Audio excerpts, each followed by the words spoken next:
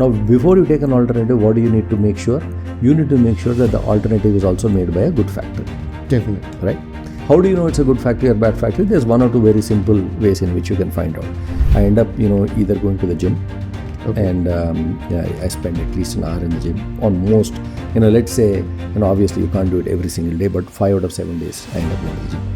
So I think each one has got a separate one kind of mindset.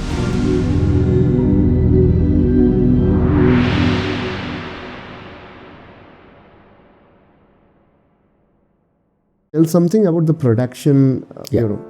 See, the way it works is this. In India, I'll just give you a little bit of the background, right? We have roughly around 800 odd products only, which we sell. In any medical shop, only around 800 odd molecules are there. And these account for 80 to 90% of our sales. But the same product is made and sold under hundreds of thousands of brands, lakhs of brands, right? So what does it mean now?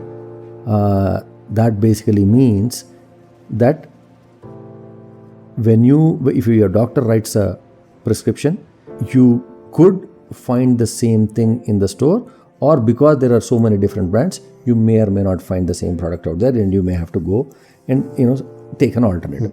Now, before you take an alternative, what do you need to make sure? You need to make sure that the alternative is also made by a good factory. Definitely. Right? Now, so that's one part. You have to go to a good factory. That is very important. The second part of the overall thing is, now, how do you know it's a good factory or bad factory? There's one or two very simple ways in which you can find out.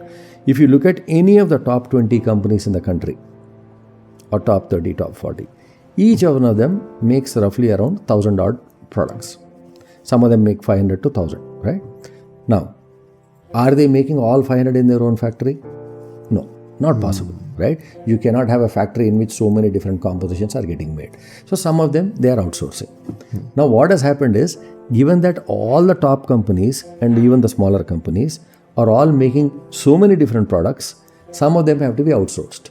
So this whole contract manufacturing, which is because of the outsourcing, that ecosystem has come up very nicely. So there are some manufacturers who make it for everyone, who make it for, let's say, Dr. Reddy's, who make it for Cipla, Torrent, Lupin, bunch of other guys, right? So they are all making it for all these big companies. Some of them are very, very good, very, extremely good quality manufacturers. We make sure that we go to only those manufacturers who are making it for the top 10 companies. That's all. So we never get anything made by a company which is not already making it for one of the top 10 or top 20 companies. So that way we ensure that we are going to the right manufacturer. Definitely, sir. Sir, I want to ask a question from you that as a CEO and as a founder, what do you think that why Medplus is so special? Means what are the 2-3 important factors about the Medplus? See, one of the main things about Medplus, right? And, I'm pretty sure people in Calcutta will know it, as do people. I'm also a regular customer of Medplus. Thank you for the business. Yeah. As do people in Hyderabad, Bangalore, and Chennai, right? So, one of the main things which we have always focused on is, while we are giving genuine quality and we are giving the best quality out there, we have always focused on making us the best priced store in the country. We started with a 10% discount. We moved to 15, we moved to 20, right? Now, with our own brand, we are giving between 50 to 80% discount.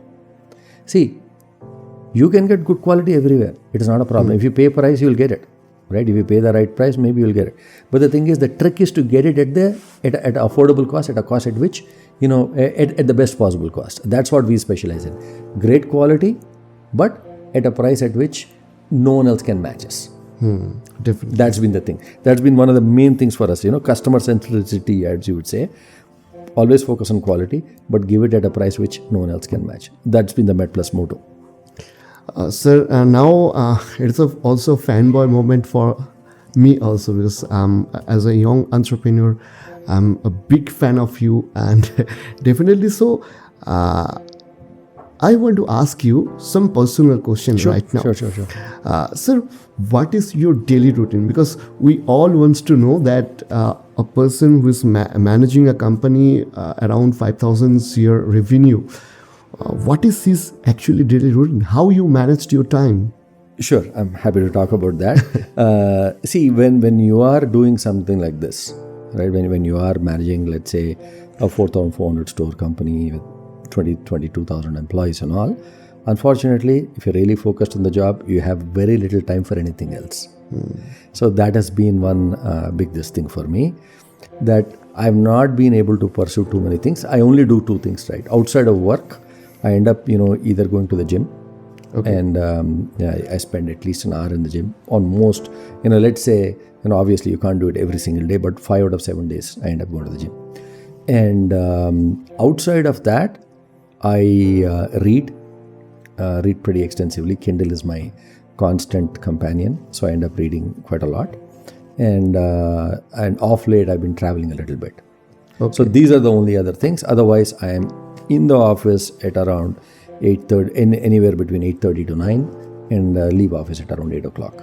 So honestly, that doesn't leave too much time for anything else. So you started.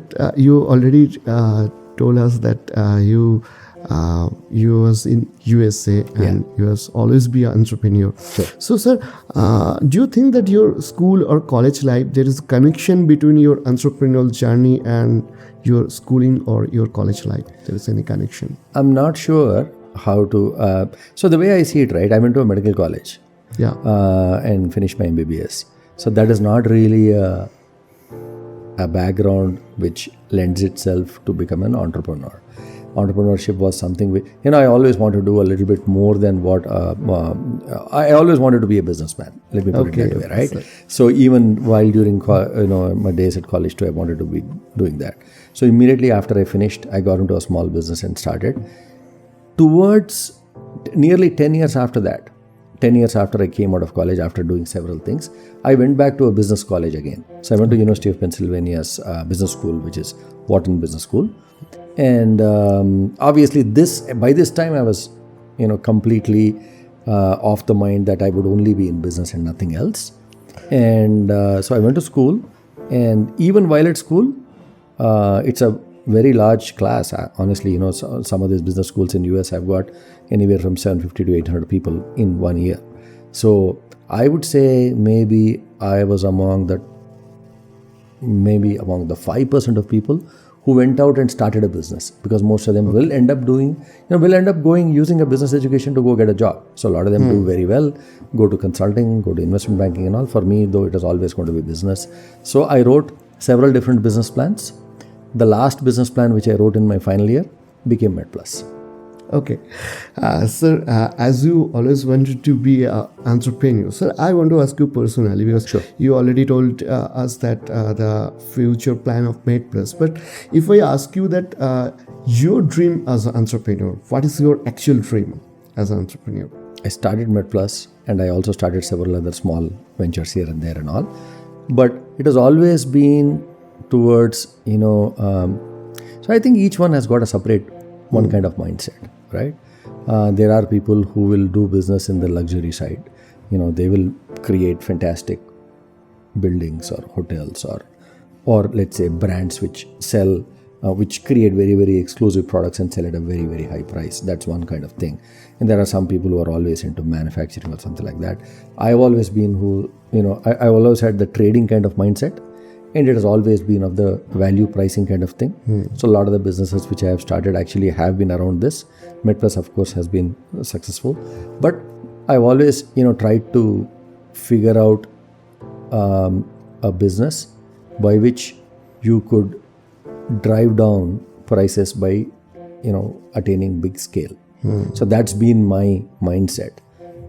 So Medplus is, of course, exactly that. वो वक्त जो हर एक entrepreneur का सपना होता है कि the IPO of Medplus when launched, so वो वक्त कैसा था, कैसा फीलिंग हो रहा था अंदर से?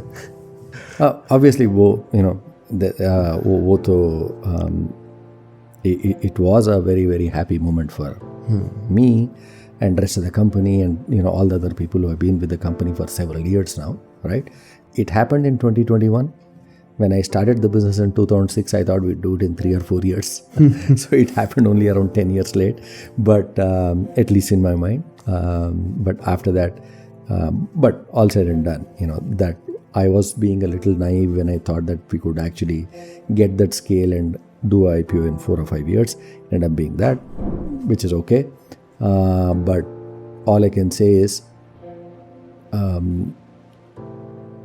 as you said, it is, most of the entrepreneurs dream of, getting a successful IPO and all. It is a fantastic moment, which, will forever be in the collective memory of all the Medplus people and all.